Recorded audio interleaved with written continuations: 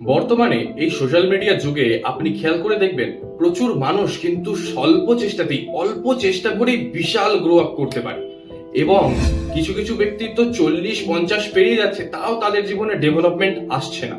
অথচ কিছু কিছু বাচ্চা ছেলেরা এই বয়স থেকে, অল্প বয়স 10-15 বছর বয়স থেকেই তারা বিশাল ডেভেলপমেন্টে পৌঁছে গেছে। কিভাবে এরকমটা হতে পারে? তার জন্মকুণ্ডলিতে এমন কি আছে? নবগ্রহ তারও আছে জন্মকুণ্ডলিতে, আপনারও আছে, কিন্তু আপনি সেই পরিমাণ ফলটা কার থেকে পাচ্ছেন না? কে আপনার জীবনে স্বল্প চেষ্টাতেই ডেভেলপমেন্ট দিতে পারে?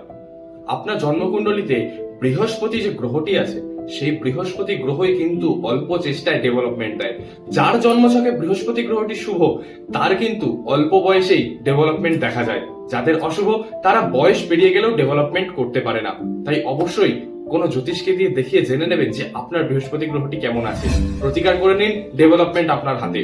ভিডিওটি ভালো